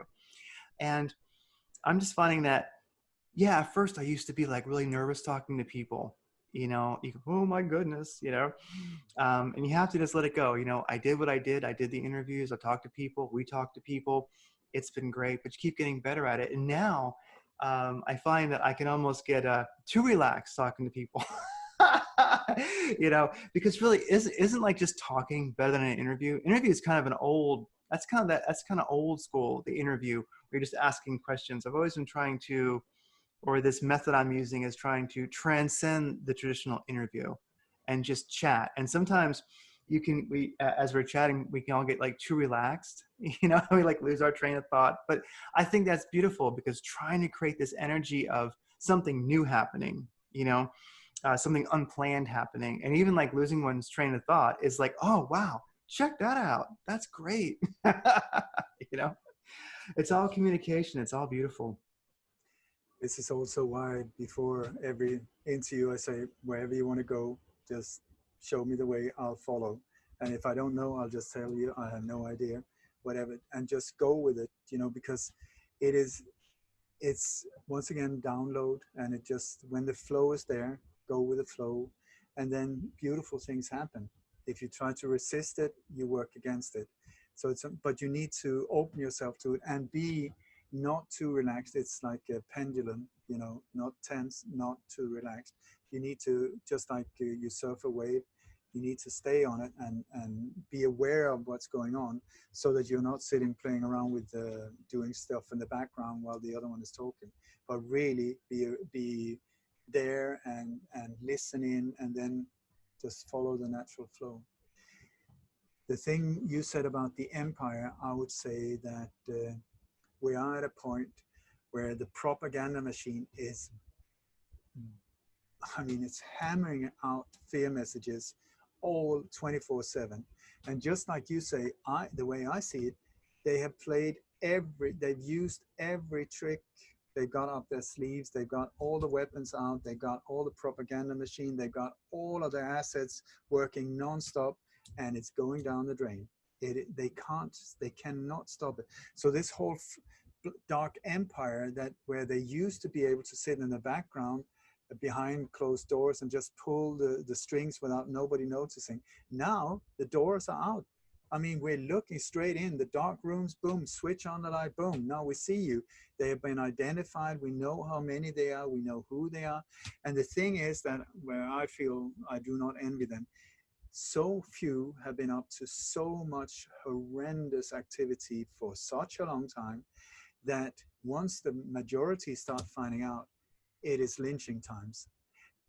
At the same time, not if I have a say in this whole thing, because if we do it with violence, which would be very easy, they're in the thousands, we are billions. It's like we on a sandy beach. It's like picking up one grain of sand, that's them, and the rest of the beach, that's us. So for us to even be in this situation and lockdown and follow the orders, come on, what the hell is going on?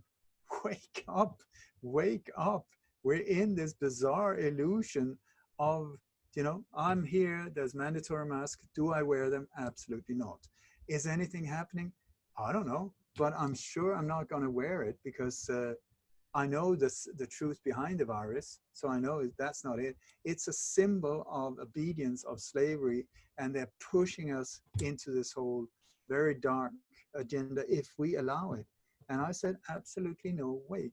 And actually, we started printing T-shirts. You can get them on lightonconspiracies.com / or just the shop. And the T-shirts are there with statements of freedom. I do not consent, or I'm me, I'm free, or, whatever. It started as a virus and ended up with an IQ test, these type of things, where it's just like, you don't have to say it, maybe, because sometimes you need to wear the mask. Otherwise, people will be fined in the shop. The shop owners will be fined. And here we're looking at heavy fines, up to $3,000.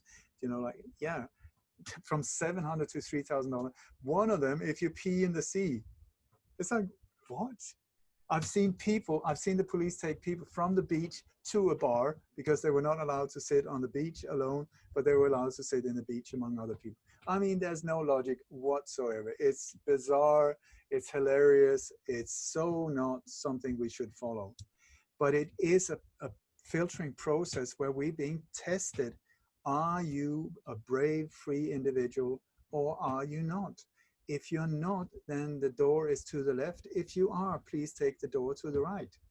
That is it. So it's a question to all of us. Where do I want to go? And Corona is like a crown, which is a circular thing. It's just like going into a roundabout. And when your attention is focused on the Corona or the crown, you go round, round, round, round, round. Instead of saying, I would like to focus on a future that I want to be part of creating. What does it look like? How are we going to do it? Forget about the viruses here now. Start focusing on what can I do to be part of creating a fantastic, beautiful future for all of us? What are the gifts? What are the skills? What are the things that gives me goosebumps? What can I contribute with? If it's baking cookies or if it's whatever it is, we're so different. I mean, I have this position here now today. I'm the one answering these questions. When I finish here, it's chopping wood, carry water. It's like we're all just part of this. We have different parts to play, and all of us are extremely important. So my question is, when people say, yeah, but what can I do? I ask them, what can you do? How would you like your world to see out? What would you like for your children? What would you like for yourself? And the thing is, I saw this documentary a while ago where there was this TV crew that had gone around, I think, to 54 different countries around the world. And they had interviewed people about what they would like in their life. What is happiness to them?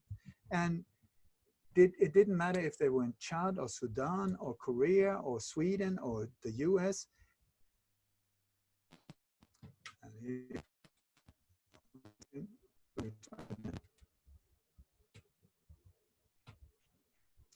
It didn't matter if they were in Sudan or Chad or North Korea or the US or Sweden.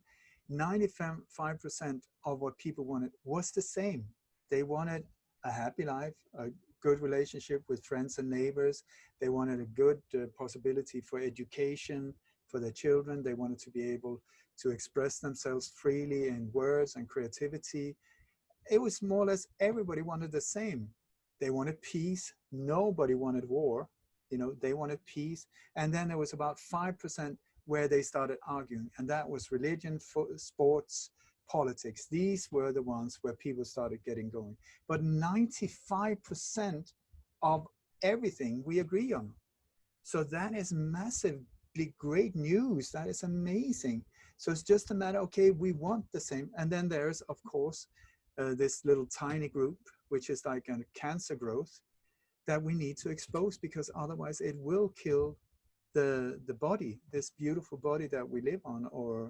And it's the same mentality as a cancer virus as well, that the biggest orgasm of a cancer virus is when it succeeds and kill the carrier. But the mentality is that, well, then you die as well, dear Mr. Cancer Virus. So what kind of bizarre mentality is that? And I interviewed a CIA whistleblower, Chip Tatum, who was George Bush Sr.'s private hitman. He was the commander of an ultra secret hit team called Pegasus. His name is Chip Tatum. And I was asking about, how do they think, you know, the people behind these operations? How do they, what's the mindset? And he said, the only reason you don't understand what they're up to and how they function is because you are not a psychopathic killer. If you were, this would make perfect sense to you. And what he also said, another thing, is that every time we mess up one of these operations by interfering, and I've been exposing now, I believe it's 59 of these alleged terror attacks and false flag shootings up to 2 months before they happened, on international radio, where I've said the next one over there, boom, boom, boom. It's even come to a point where my last name has become a verb.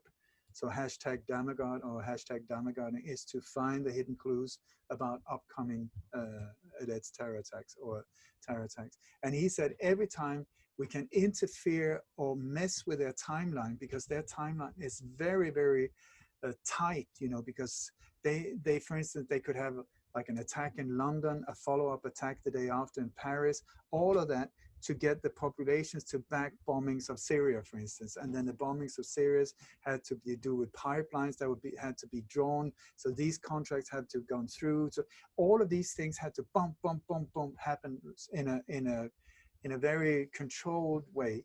And then when some of these things get exposed, it messes it up for months. That's what he said. It can take months for them to regroup. So I said, let's keep messing it up for them. You know, I will certainly do my absolute best to be an absolute pain in the butt for them, a boil that will not move, and just be there to totally stop them from messing with us. And you mentioned how when those at the head of the Dark Empire are, the light is shown upon them, and then people realize and they want to go and, you know, it's hanging time. I don't think that's correct either. And it's really true. I think a person at a certain point realizes that violence doesn't work. And that's the thing. It's that, so ultimately, we really are at a time where we really are, the Dark Empire has really got all their chips on the table. They got a big hand. They're going to either fold or they're going to win.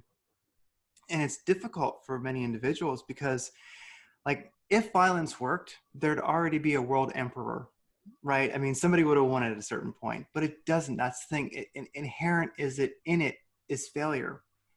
And so this next evolution for us, you know, it's almost like the Dark Empire has given us all that punch in the face and and now we're learning about ourselves or becoming more aware. But the thing is, we can't hit them back. It's a really, really unique time where we have to win maybe the most important battle of our times, but violence is not going to work. And in truth, anger is not going to work. There's something else. I think, like, humanity is, and well, for the individual and for humanity, we have to win in a way we've not won before. And that's like, what does that look like? So this is deep, you know, but I'm still processing this big punch in the face from the Dark Empire. I'm like, how do we win this? What do I do? You know, I'm kind of reeling back. It is an absolutely unique situation. We've never been at this point before. I think it's so amazing. I really think it's so. The thing is, I know more about dark stuff than anyone else I know. So I should be the one hanging from a rope in the ceiling, but I am super, super, super optimistic, even though it looks pretty scary from time to time, especially with these vaccines. I tell you, oh my God, stay away from the needles. They are lethal, lethal. I cannot exaggerate the dangers with these vaccines that we are now being presented. Horror, horror, horror on steroids. But the reason why it's important how we deal with this is because of the law of karma as well. Because if we kill them, it would be very easy, you know, chop, chop, chop, chop, chop, and put them on a pizza. Game over, that's it.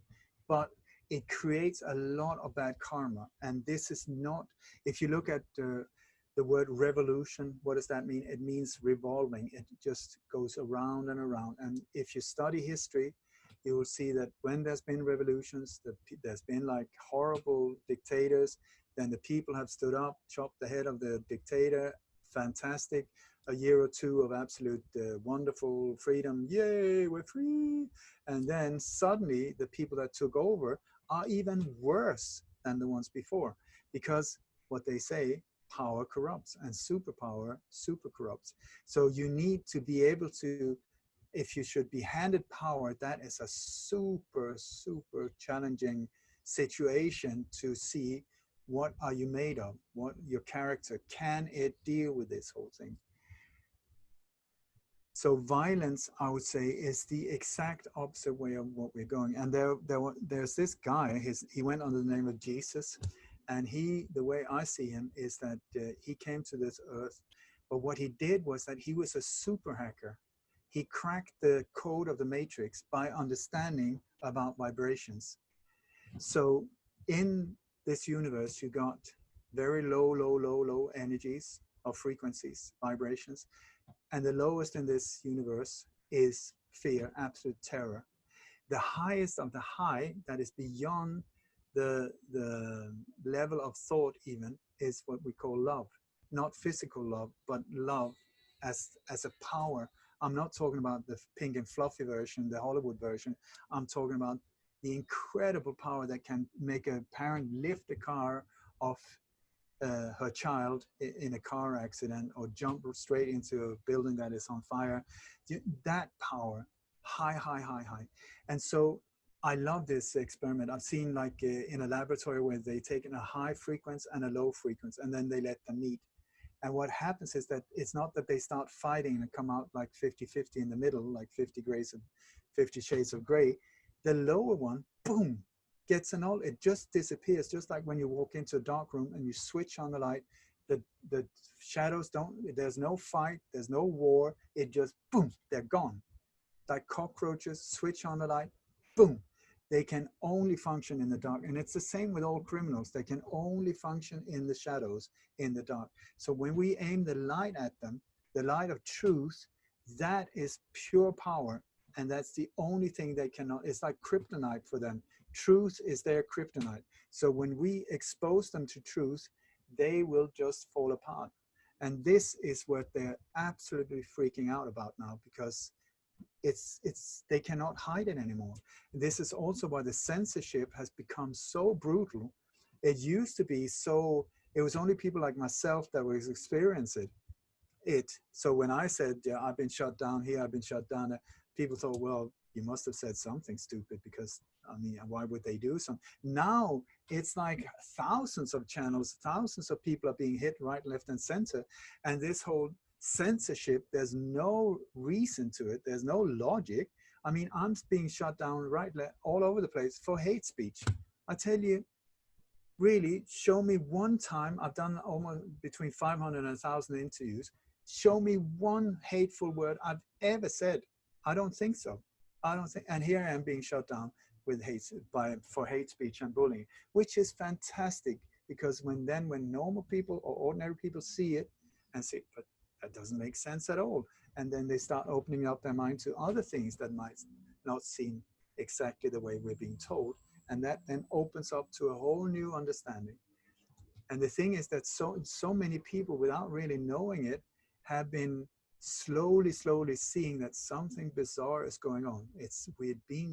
This is not right. This is not. And then thanks to this lockdown, which has been a blessing when it comes to that thing, the rat race has stopped. So people have suddenly had a time to sit down, breathe a little bit, and also start to look at their life saying, is it really worth it, me going like boom, boom, boom, boom, boom, boom, boom, day and night, just and putting myself in more and more debt created out of thin air? Is it worth it? Are all of this stuff, is it really that important? You know, here I am, I can't even move, I can't plan anything. This stuff is just heavy for me to carry around. And then also they've started to see their family around them and you know, connect with them again. So going back to Jesus, what I want to say is, I believe that what he said was like, if a higher frequency dissolves a lower one, like a problem is always on a lower level. And the reason they want us, keep us in fear all the time is because that's the only place they can control us. Anyway, so if a higher frequency or vibration dissolves a lower one, why don't use the highest of them all at all times, which is love? So whatever the problem is, I tell you, the solution is love. Is it easy? Absolutely not. Is it impossible? Absolutely not. It's still the solution. And this is also why I keep myself free from hate, free from anger, free to keep my spirit high, so that for self-defense as well.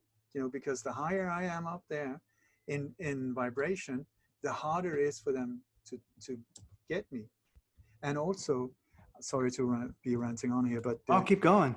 In this universe as well, it seems like there are certain basic ground rules, you know, just like they say is gravity. When things just falls downwards, if you drop them, it's not falling up. There are certain rules, you know, that in this universe. And and I totally lost the thread now. you know, there's actually a lot of energy out there. Something that I know many people are feeling is they're just feeling an intense, our Schumann resonance is definitely spiking the last, if you look at the Schumann resonance through time, it just spikes more and more recently, and it's raising in different frequencies within it, and it's definitely a time of kind of an evolutionary leap and de-evolutionary leap maybe for the planet. And I just think that many people I know, most aware people, and I use that as a humble term, but you have to refer to it as something, awake or aware people. They're feeling it. They're going, man, the energy today, whoa, I was going to go to the store, but I'm not gonna. I just feel too dizzy. And they're not. Some people, let's face it, they're kind of flaky, and who knows what they're thinking, right? But I know many people who are very, very grounded, very, very present, very, very sane, you know, very, very powerfully on their path, feet on the ground, on the yellow brick road, following their excitement, following the goosebumps, and they'll just say, man, I'm just feeling dizzy today. The energy is so intense, and they know something is happening. So that's definitely, you know, I hope that in talking today, we've helped people, I don't know, sit more at peace with that. You know, I know we're coming to the end of our time, but people are definitely, yeah, good. No, I would very much like to talk about another experiment. Let's talk about it. Let's do it. Yeah, because vibrations, you have, there's one experiment when they take a loudspeaker, they put it upside down, so it's upwards, turned upwards, and they put a piece of cardboard and they put some sand on it, and then they have a very low frequency to start with, and so it's like, and you see the sand is sort of like vibrating. Then they start raising this vibration, the sound in the loudspeaker, so it goes like that. And after a while, the sand corn starts shaking, you know, more and more. And then suddenly, the frequency is going up all the time. Then suddenly it clicks into like a pattern, like a snowflake almost, beautiful patterns. And so the frequency continues. After a while, everything is cool. Then after a while, it starts vibrating. Then it starts vibrating and suddenly it just jumps into a new perfect pattern, very different to the one before, but still a pattern. And then it just goes on, new patterns every time. And I believe what we're going through now is there's this frequency rising frequency that's just going up. And we are at this time where everything is shaking, you know, like, and suddenly I believe very, I hope within days or weeks that suddenly we will just like click into the next and doom, and it will look the same, I think, but it will be a totally different experience. The pattern will be different. And I hope that experience will be that finally we will let go of duality, that this whole thing, there's this fantastic TED talk by a woman called Jill Bolton Taylor, I think. She had a brain, what do you call it, the brain hemorrhage. One of her sides of the brain shut down, and she's a brain scientist. So she was studying herself while the whole brain started shutting down, and sort of checking her pulse and noticing everything. And it was really interesting, because the left side of the brain could, like, that normally can handle numbers and logic and all of these things, that was just knocked out. And instead she went to the other side of the brain where everything was one. She said it was the most beautiful thing she ever experienced. Everything, there was no borders in between us. There was no, you know, I end here, I begin here, I end here. You know, the whole thing was just in one. And then she was thrown in and out of when her left brain sort of knocked into place trying to survive. But the difference, and I hope that what will happen is that suddenly the brain halves will communicate totally. And also, I mean, when you look at the DNA, our DNA, so many pieces of the DNA has been turned off. And I believe that possibly when we raise, that it was switched more of our DNA to come into action, and then whatever that means. And so I'm super optimistic, I tell you. Yeah, and we create our DNA. I mean, ultimately, you know, my theory, I guess you could say, is that the DNA is where you could say scalar energy or God force energy, doesn't really matter what you call it. Its energy hits the Earth's plane, and that's our DNA. And then that's our antenna. That's basically like where the information for the hologram for this body exists. But the thing is that DNA is for us to tune. That it's almost like you're just tuning a radio dial. You can tune the different stations. It's this infinite possibility template, really holographic template. And so our DNA is changing, and it really is limitless. So we're in charge of that. And I love what you're talking about with the cymatics, because cymatics are very real. You have the speaker, and you put the sand or the iron filings, whatever it is, on this flat surface. Then the different frequencies you see, they actually are represented in patterns that are incredible. And I'll link to that in the show notes, just some YouTubes of cymatics happening, because when you see that, it is mind blowing. But you realize that really, you know, your DNA is your cymatic in a way, but you get to choose how you manifest here. And so something that came to mind while you were talking was when the I guess anti-riot, you know, riot suppression force was coming at you with the dark eyes, and you saw this, and you kept saying divine, divine, divine. That became your energy, became your cymatic. Then you saw this boom, this light in that person's eyes, and you were talking. Well, it reminds me of Ram Dass. He said an amazing line. He said, "Be somewhere that everyone feels safe to come out." You know, to drop it all. And I think maybe that's definitely a way that we can help win this. And win maybe is the wrong word, but win this as we create a new, because this is the big game of our time. This is the epic battle of our time. And I think when people ask, you know, what can I do? I think really be that place where everyone feels safe, where everyone can come out. Like I think in reading the Course in Miracles, a great, huge, epic tome. Oh my gosh, the longest channel writing ever written. Jeez. Well, the thing with that is it said that, you know, the way you mentioned Jesus, and they're saying the way Jesus healed and helped people realize who they were is because he knew. And when he saw you, he just saw God. He just saw the divine. He was so certain that you were healed because his recognition was so absolute that, like when you mentioned that person who was going to attack you, they remembered who they were because you saw it. You know, I think that's definitely for everyone who's aware, that's what you got to do.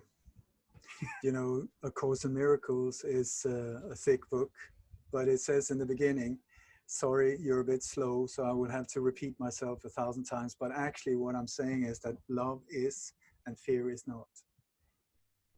You know, that's what it comes down to. And that is also what I try to remind myself about, you know, that don't buy into fear. And if there's anything I hope that people can take with them from this conversation is that what can you do?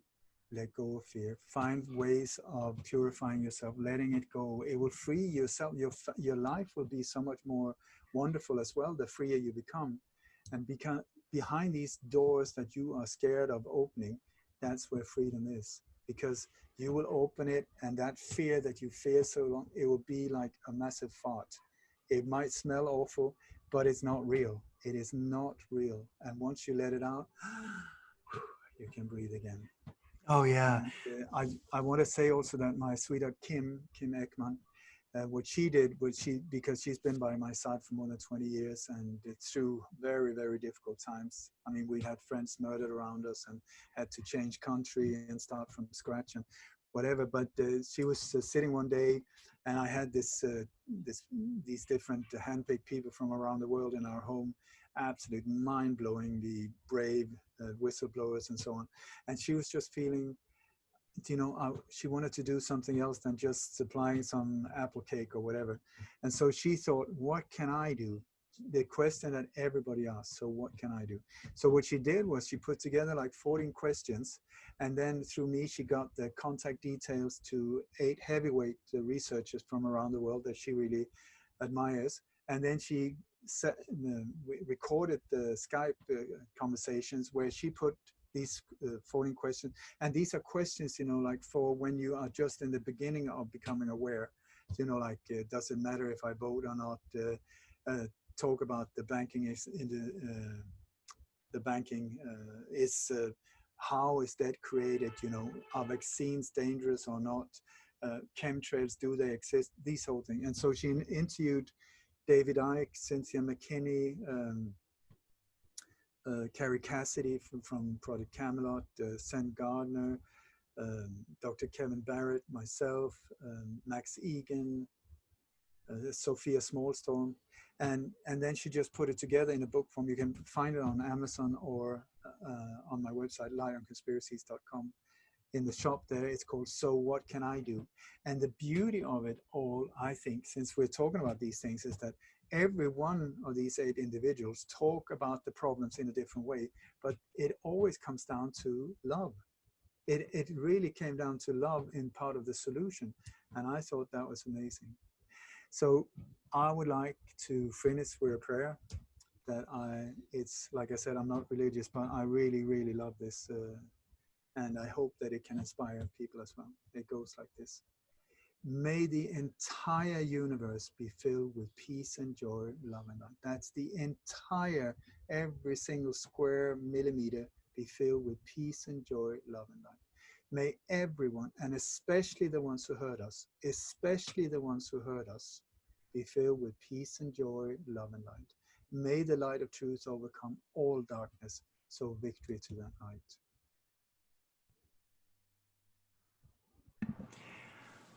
Thank you for being on the show today, Ole. It has been an absolute pleasure. And well, I can't top that. So that is absolutely wonderful. And thanks for being on. I'll send you a link to this when we post it the next day or so. Thank you so much. And yes, that prayer, I'm all in. Let's do it. Let's be that. Let's do it. All right. Take care. Yes.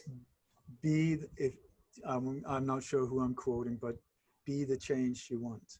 The thing. Do not wait for any heroes. Don't not wait for the government to do anything.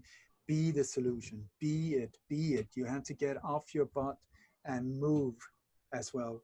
whatever it is, but not non-violent, but move, and do not consent. They can only carry these things out because of our consent. And the law of karma is not just what you do, it's also what you don't do. So if you're just sitting watching, that's the biggest enemy. That is the biggest enemy and traitor of humanity, are the people knowing, understanding, not doing anything. So please, off your butt and start doing. Follow the goosebumps and help shine the light on this world, and impress yourself, become proud of yourself, so that the day when you die, you could just go out full speed, yay, baby. Yes. And with that, I need to tell you one little story, and then Yes. I'm going to bugger off. Some years ago, there was a friend of mine she was actually the one who invited David Icke to Sweden the first time. Anyway, she had just been on holiday in Greece, and she came back. And she told me this story that on the way to the airport, she had grabbed this cab, and the cab driver was so happy.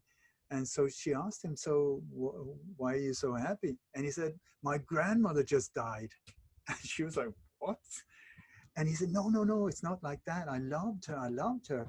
But they had been talking about death and the process of dying and what's going to be on the other side for years. And so, I mean, you never know who's going to go first, he or she. But in this case, she had ended up in hospital, and they both knew that it was a matter of hours that before she left this earth. So he laid beside her in the bed and was holding her hand, and then he whispered in her ear, so Granny, are you ready? And she said, Honolulu, baby, and then she died. I thought, that is a way to end this life. Honolulu, baby, and poof, off she went. I love it. Oh gosh. Wow. Well, definitely along with your prayer and that story, I mean, if you see and you feel the world that you want, that blissful goosebump path, then the universe will recognize that intent, and it doesn't really have a choice but create it for you, and create it for everyone, who's in vibrational harmony with that. And along with, be the change, I'm reminded of a saying I heard down south a few times. God helps those that get off their ass. I couldn't have said it better myself. The Southern folks have a way with words. So, all right. Well, take care, Ole. It's been so amazing. Thank you so much. Bye-bye. Bye-bye.